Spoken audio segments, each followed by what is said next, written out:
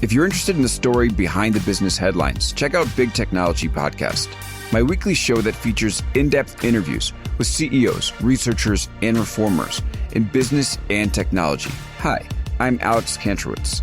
I'm a longtime journalist, CNBC contributor, and the host of the show. I empty my Rolodex every Wednesday to bring you awesome episodes, so go check out Big Technology Podcast. It's available on all podcast apps. Would love to have you as a listener. From LinkedIn News, I'm Jessie Hempel, host of the Hello Monday podcast. Start your week with the Hello Monday podcast. We'll navigate career pivots. We'll learn where happiness fits in. Listen to Hello Monday with me, Jessie Hempel, on the LinkedIn Podcast Network or wherever you get your podcasts.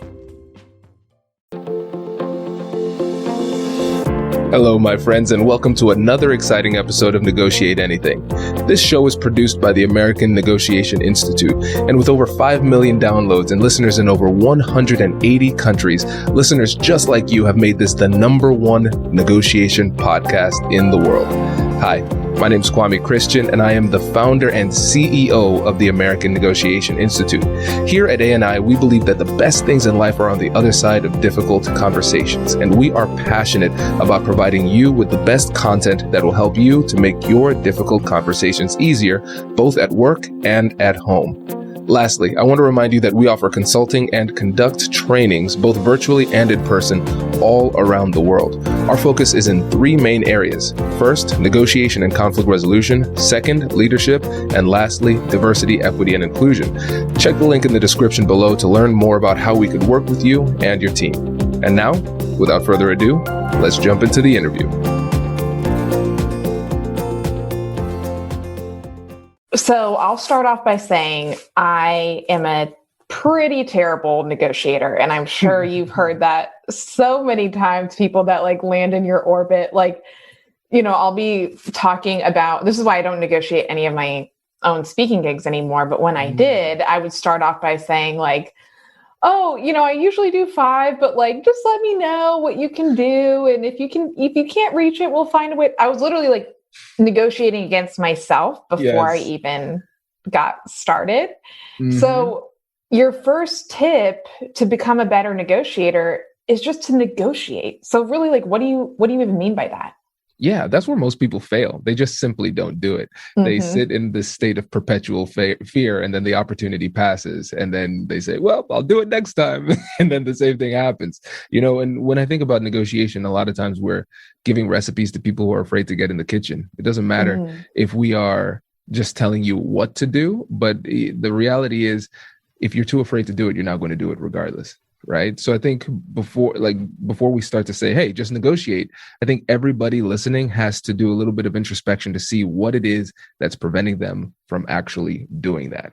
And do you find there's like a common thing that people, you and I, we had a heart-to-heart backstage, yes. And, you know, talking about like women, especially, sometimes we can feel like, oh, if I'm negotiating, then I'm being too assertive or I'm being difficult, you know, because I'm not just graciously accepting any amount.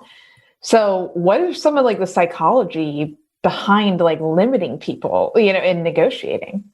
So let's talk about it from a gender dynamic position first. And so I'm going to cite my sources. This is me parroting wise women, not Kwame mansplaining. Okay. So, I love it. So a couple of things. So Women Don't Ask, which is a great book by Linda Babcock and Sarah Lashver.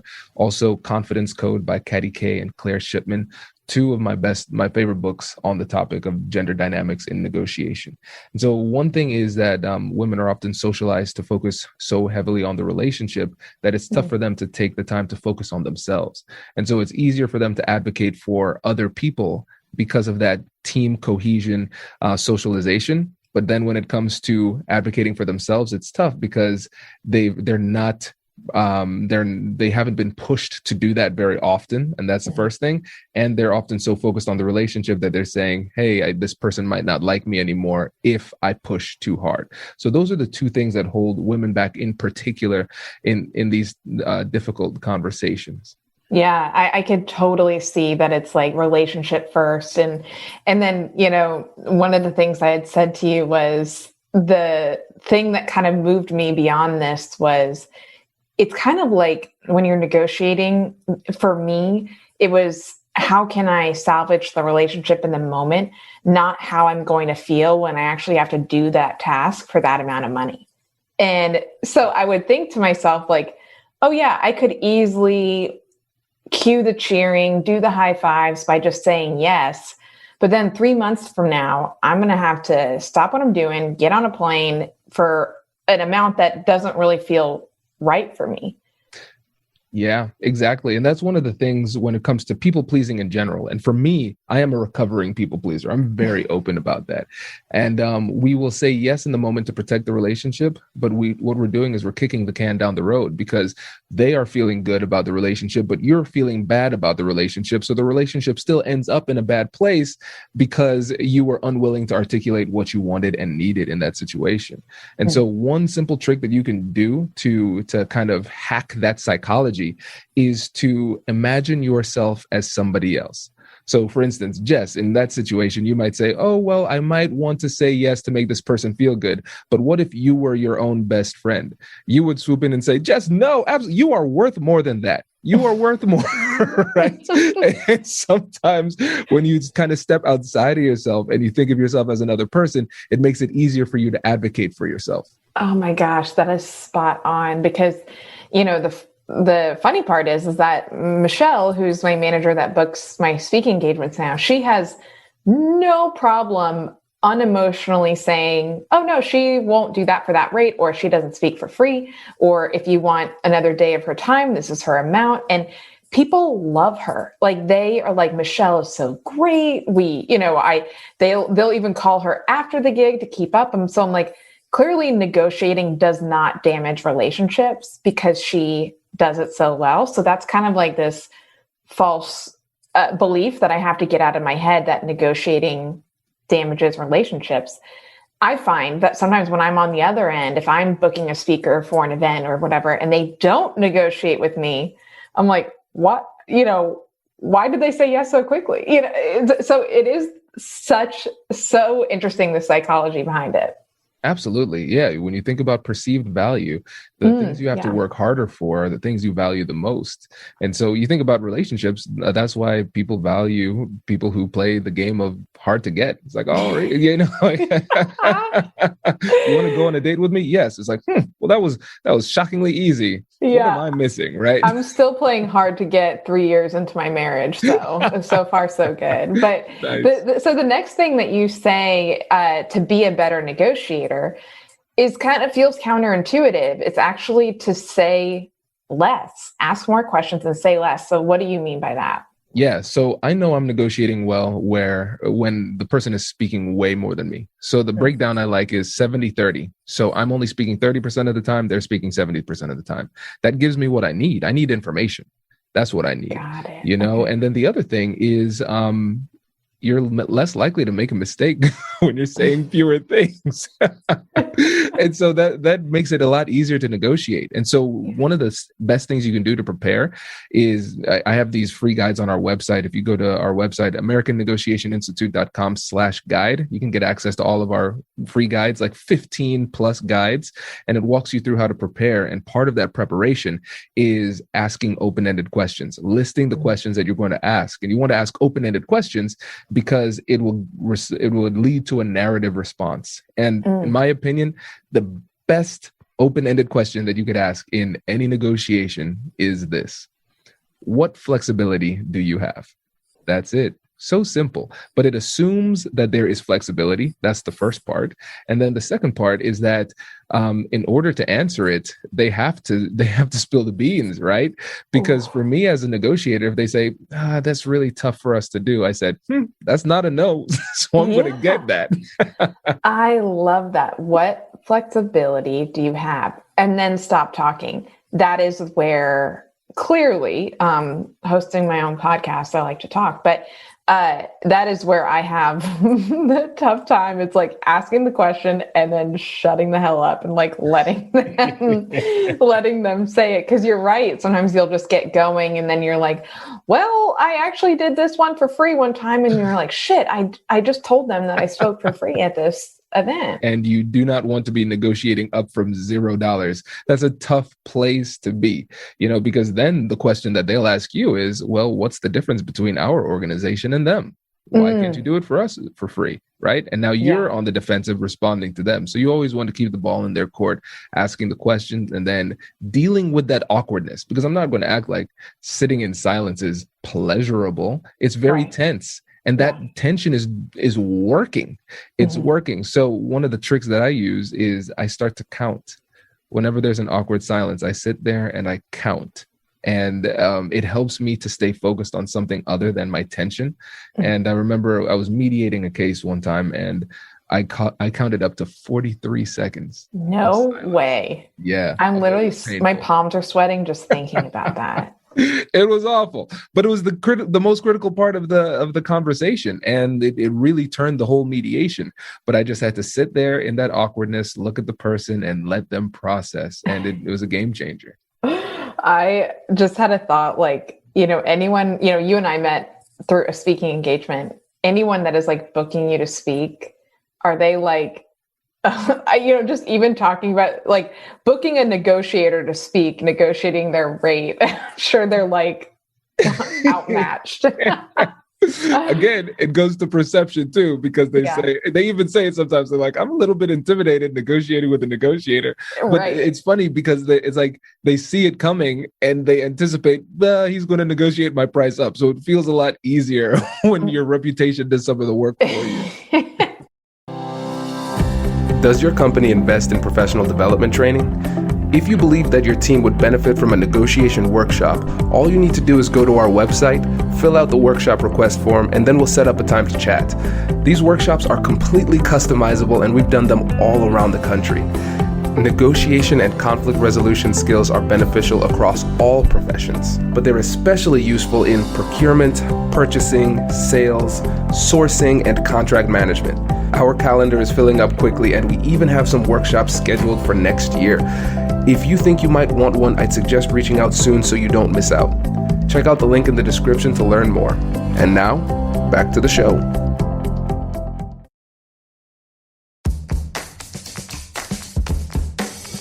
Hey you, I'm Andrew Seaman. Do you want a new job? Or do you want to move forward in your career? Well, you should listen to my weekly show called Get Hired with Andrew Seaman. We talk about it all, and it's waiting for you, yes you, wherever you get your podcasts. Brace the rudders! Raise the sails! Raise the sails! Captain, an unidentified ship is approaching. Over. Roger. Wait, is that an enterprise sales solution? Reach sales professionals, not professional sailors. With LinkedIn ads, you can target the right people by industry, job title, and more. We'll even give you a $100 credit on your next campaign. Get started today at linkedin.com/marketer. Terms and conditions apply. The third thing that you say, which again, this is something that I need to take notes on to be a better negotiator. So first we have like just negotiate. The second, we just have ask more questions, say less. And the third is be willing to walk away. I remember I heard a quote, I can't remember what exactly it was, but it was like, he who cares less wins more. Is that kind of what you're talking about here? Yeah. And it's so powerful. In any relationship, the person who needs the relationship less has more leverage in that relationship. Romantic relationship, business relationship, that's it. Because if the other person needs the relationship more, they're willing to give up a lot more in order to get what they need. But if I don't need it, then I'm not willing to give up very much because I can live without it, right? And again, that goes to perceived value as well. And so let me tell you a story. When I was getting started in my speaking years ago, of course, I wanted to do a lot of free things so I could take pictures and get testimonials and start getting that momentum.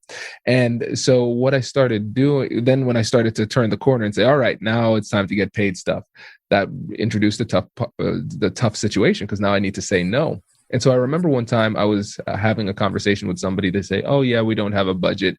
And I had to give that painful no, sorry, I can't do it. Okay, then 6 months later, they come back and they say, hey, we have a budget now, and the budget is X thousands of dollars. I'm like, wow. So what we're doing here is we're setting our market price. The market will adjust to whatever the lowest price is that you're willing to do. And remember, we get a lot of our business from referrals. And so if you're doing a lot of these low dollar amounts, then what's going to happen is that's what the market is going to start giving you. And so you have to walk away, but there's an art to walking away. So what you do is you say, listen, based on how the deal is right now, this isn't something that I can do. But if something changes on your end, let me know and we could work something out. And if something changes on my end, I'll do the same. So it gives you an opportunity to say, hey, it is not a no forever, because things might change, circumstances might change. And it gives them an opportunity to come back to you if those circumstances change, and you've given them that opportunity to come back with their dignity because they don't look silly coming back. You've actually invited them to come back. Interesting. Like, first, setting your market value, mind blown, because it is true. It's like, to get woo-woo, I mean, it's a little bit of like manifesting, like what you're putting out there is what's going to come your way. And I remember like I was kind of in this crossroads with speaking, and I really wanted to change, like raise my rates. But I had this bureau a while ago that like put in my head that like, no one will pay for me at this rate. And so I was really nervous about raising them and thinking that all the gigs would just go away. And someone told me, what if you just tried it for 6 months, that you did not accept any gig, $1 amount, this rate that you want, and just see what happened.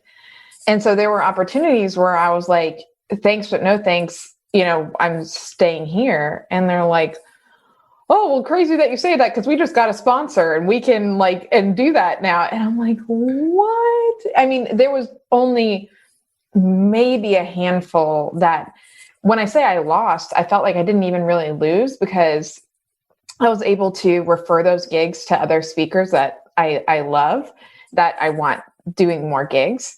And so it was really a lesson for me to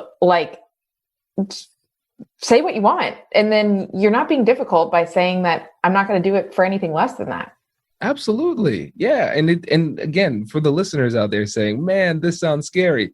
Yeah, it is scary. And I don't have any kind of magic technique to get over that. You kind of have to work through it. And again, that's why my book is called Finding Confidence in Conflict, because you have to get that confidence, and there's a process to gain it, but it's just not easy to do. But once you start to flex that muscle over and over and over again, it becomes easier. And like you said, Jess, the market starts to respond, and you start to get those gigs at that specific dollar value that you're wanting, but you just have to hold firm. So, parting words of advice for like a new speaker or someone that is starting to charge for their services, that is like literally super scared, like I am sometimes, to say, no, that won't work for me, or like my rate is this, or even just feeling good about setting a value on yourself. Yes. So here's what it is. All right. First of all, we will protect the things that we value. Right. And so we have to start to value ourselves a little bit more. And sometimes it's hard for us because of imposter syndrome to truly appreciate the value that we can bring. So we should talk to our friends, our family, the people who are seeing us in a professional capacity, and ask them what they think our rate is. We might be surprised. They might see us as more valuable than we see ourselves. That's one thing that'll help you to get a little bit more confident going into these conversations. The next thing is, don't overthink this. Because I know these people listening to the podcast. I'm like you, okay? I say, oh, that's a really good idea. Let me spend like 6 years thinking about this and how I'm going to implement it in my life. Nike says it best, just do it. So next time, this is a challenge. The next time you have an opportunity to negotiate, I want you to negotiate. All right? Ask some questions. What flexibility do you have? Stay quiet and see what happens. I love it. I feel like the next thing that comes in my inbox, they should be scared. Be like, I am armed and ready. So tell us a little bit more about where they can find you and some of the guides that you were referring to as well. Yes. So make sure you check out those guides.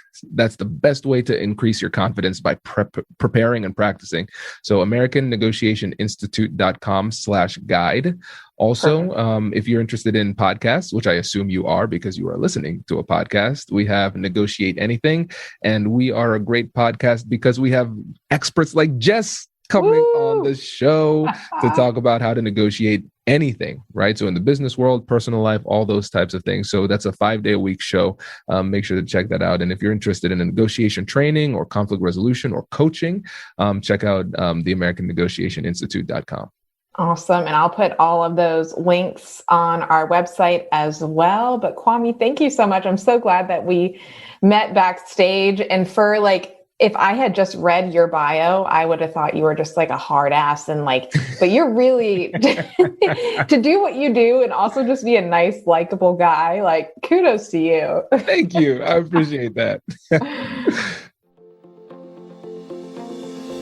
Congratulations, you've just joined an elite club. By listening to a full episode, you're now officially on the Negotiate Anything team. So welcome aboard. What most team members do is they subscribe to the podcast because that allows them to automatically get the latest episodes of the show. The best things in life lie on the other side of difficult conversations. Keep learning, keep practicing, and keep getting better. Your relationships will improve, your career will soar, and you'll have the confidence you need to get the most out of these crucial conversations. Again, thank you for joining the team. We're excited to have you, and I will see you in the next episode. I'll catch you later.